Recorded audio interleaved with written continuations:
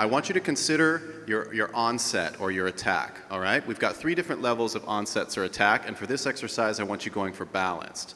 So the 3 different levels would be aspirated or loose, ah, okay, or a little bit edgy and tight, ah, and we might use those for style or for different genres, but today I want you going for balance, ah, ah, ah. So I want you to feel like you can match the chord closure with the breath, okay? My teacher used to call this like a brush stroke. If you can think of a canvas, he'd say, your voice is the paintbrush, the air is the canvas, and I want you to just brush across and let them touch. I don't want you to slap the brush on the canvas, and I don't want you to miss, okay, and not paint anything. So the point is try to find that balance where you feel the chords connect in tandem with the airflow. If that's an issue for you and you're finding that you're on one side or the other, it feels a little bit forced and slapped, or it feels a little bit loose and breathy, you can start with the Z consonant again. So say za. And what that's going to do is that voiced consonant is going to help you get a cleaner attack. Za. And then once you start getting the feeling of starting with balance, you can remove the consonant and try for the pure vowel, okay? So one more time, this exercise sounds like this. We're gonna sing, ah.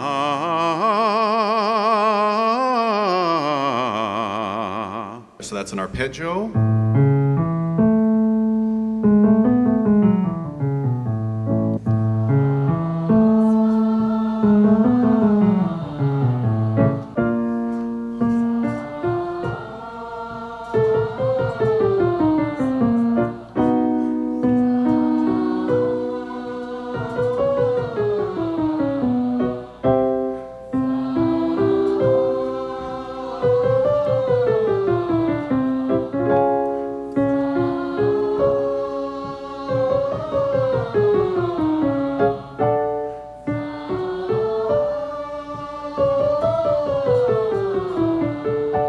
Okay, how's that feeling?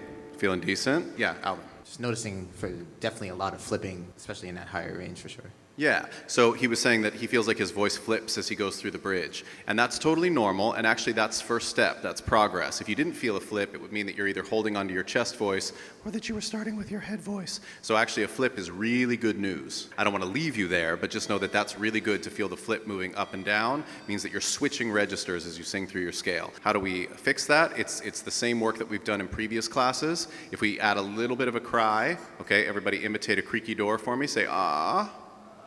And then say, ah.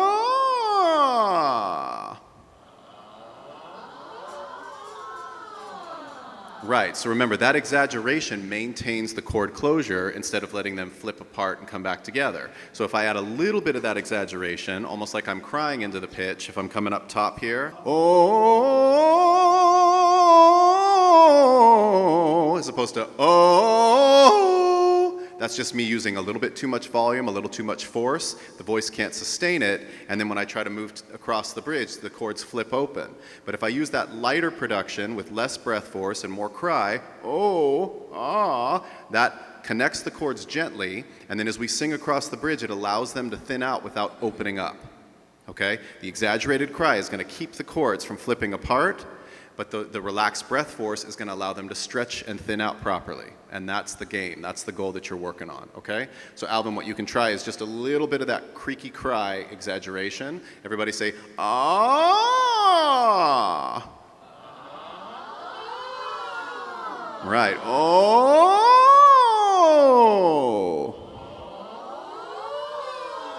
Right, and then if I'm coming up to that higher pitch, oh! Can you hear just that subtle cry in my voice that allows the chords to be flexible but not separate because they're too heavy or squeezed? Good question, okay? The other thing that I wanted to say is if you're having issues with volume, with the transfer of volume, and you're coming up going, ah, which a lot of people will do, okay? They're sort of waiting for the biggest energy for the highest pitch. What you actually want to do is 2 things. You want to anticipate the high pitch and start with the volume that you need on the bottom so that it feels like you sing with a very even airflow up to the top pitch. You also want to feel the position of the high note, ah, everybody say that real quick, as opposed to being lazy and kind of cramped, ah, and then having to adjust into the higher pitch. So I actually want to, we call that breathing the high note, and I actually want you to breathe into the high note position. So if we felt that, like if we're down here, ah, feel the position in your throat for the high note, ah. So we want to feel that octave exchange. Now if I focus on that top pitch, ah, ah, ah, I'm right where I need to be to move that octave. If I sit on the low note, then it feels like I'm moving around a lot and making huge adjustments to sing from a low note to a high note. You got me? So try to breathe into the position, use the volume that you need on top, and then you don't have to suddenly change your energy or your volume, and you don't suddenly have to change your vocal tract position. You're already there, okay?